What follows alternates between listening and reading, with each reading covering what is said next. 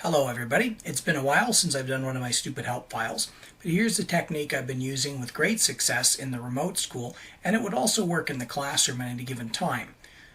Zoom is not necessarily appropriate for science work. It's really hard for it to cover the things we need in any of the apps that are attached to Zoom. So instead I'm using Google Slides to make work that I can watch students do continuously in a view like this as a grid. This is shared with the students, and as they work and as I ask questions, I can see them manipulating all of these at once, or I can go to a view like this and see them one at a time. How do I set something up like this? Here's an example of what's coming next. I set up one slide with all the questions I want to ask. So this is a simple formative quiz. It's covering everything we've done up to now. It doesn't matter what's on the slide. It doesn't matter if it's appropriate to you, but there's no way I can put this kind of content on Google Zoom and let them work on it simultaneously. The last slide here is the numbered names of the students in the class, and I'm not going to click on it for privacy reasons. So it starts with two slides, and once I create the template, I can just duplicate it. You put a name for the student if you trust them enough to put their name, but once you've numbered the students, slide 1 will always be attached to the first student in your alphabetized list. I'll right-click the slide and do duplicate. And we wait, and we wait, and it's duplicated. But we want to get to, say, 30 students, and that's going to take a while. So the awesome power of 2, select 2, duplicate. I'm thinking. Then we select 4, duplicate. And very quickly, this will spread like a virus and bring your internet connection to its knees. I think you get the point.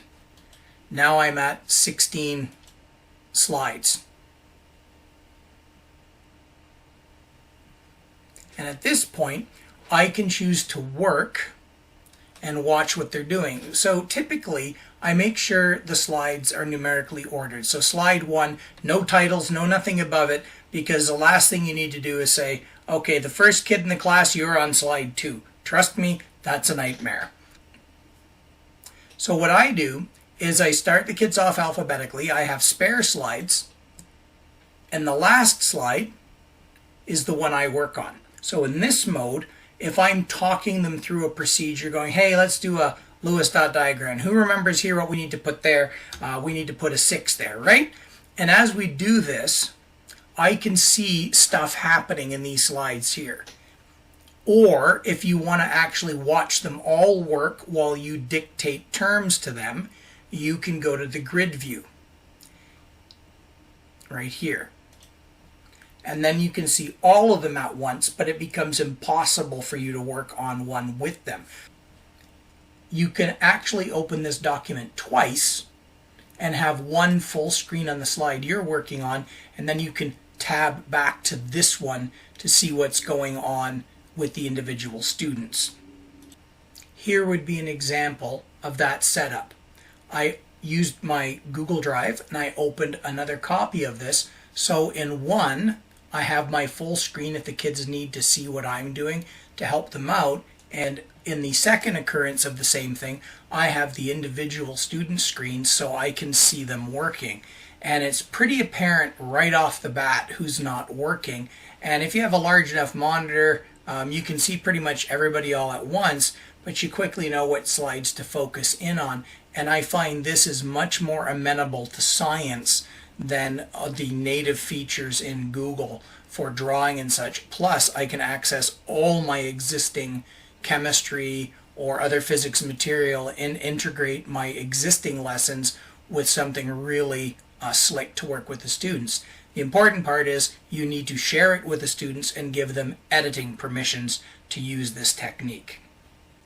And the last point to remember is make sure you keep an original of your work so you can use it again later. So what I do is I create these group work templates where I have all the critical skill practice that I really need to see them do, or if a class is struggling. And this is the equivalent of like sending every kid to a different blackboard in the classroom just to sort of feel their pulse. So you can build up a template file with a lot of these, and then you can quickly recreate a classroom question set for live work together in the online environment. And I think this would work well in a classroom together. If you're doing something on their Chromebooks, you can have them do all the work on a common shared slide, and then you can see it from front and center of the room so you can follow what they're doing.